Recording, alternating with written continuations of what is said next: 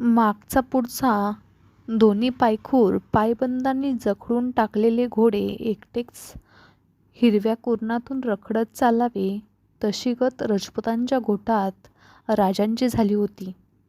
दुरून बघणाऱ्याला ते घोडे उमदे वाटते, भरारीचे वाटते, पण रखडत रखडत चालताना त्याच्या शेपटीची होणारी चुळबुळ त्याची त्यालाच माहीत असते.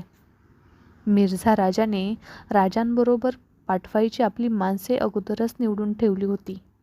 त्यातील 2 असामी खाशा होत्या. एक खुद त्याचाच मुलगा कुंवर कीरत सिंग आणि दुसरा उग्रसेन कछवा. कीरत सिंग राजांच्या संगतीने जातीनिशी जाऊन कोंढाण्याचा कब्जा घेणार होता आणि उग्रसेन कछवाह राजांच्या बरोबर थेट राजगडापर्यंत येऊन संभाजी राजांना ताब्यात घेऊन परतणार होता. तहाची तामिली होईपर्यंत म्हणजे 23 गडकोट रीतसर मिर्झा राजाच्या ताब्यात पोहोचेपर्यंत संभाजीराजे राजपुताला श्रीच्या राज्याचे जामीन राहणार होते.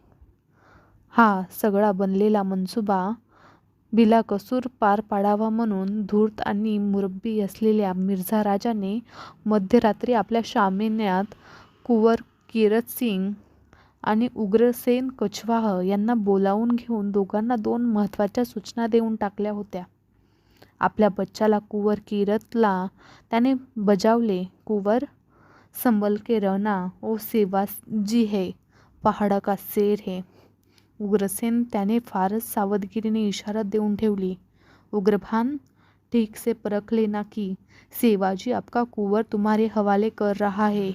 गाफिल मत रहना, हो सकता है शिवाजी किसी का भी बच्चा तुम्हारे हवाले कर दे. मिर्झा राजाने असा सगळा मोर्चेबंद डाव आखला होता. त्याने यज्ञ केलेली रणचंडी त्याला जवळजवळ पावल्यासारखीच होती. आपल्या शामेन्यात नकसदार तबकातील पानविडा उचलून मिर्झा राजाने राजांच्या हातात दिला. शामियानात कणातील धरून केशरी साफे बांधलेले तरणे बाण कीरत आणि उग्रसेन उभे होते. मिर्झा राजाने राजांचा निरोप घेण्यापूर्वी पुन्हा एकदा मूळ विषयाला खुबीने हात घातला. राजा साहब, हम आपको बिदा दे रहे हैं, लेकिन बिदा देना हमारा स्वभाव नहीं. हमें अच्छा लगता है आगवानी करना. आप कुंवर शंभू को भेज देना, हम शाही ढंग से उनकी आगवानी करेंगे.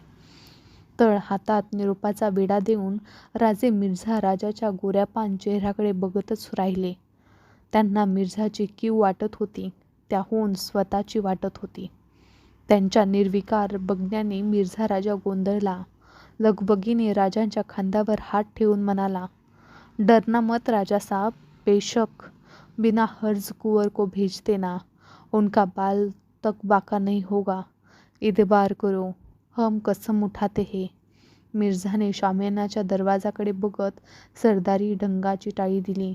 मुन्शी उदयराजाला बोलावून घेतले.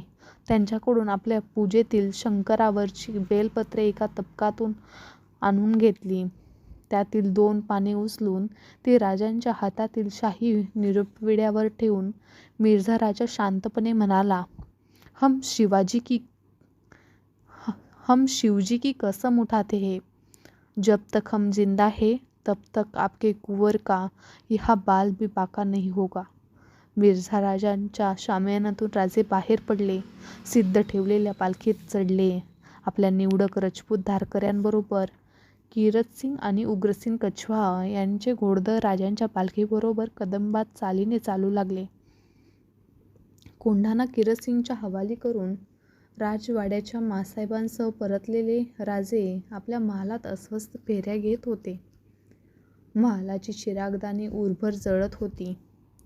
जिजाबाईंच्या महालाकडून आलेल्या थाळ्याची वर्दी त्यांनी भूक नाही अशी फेरवर्दी पाठवून परतावली होती.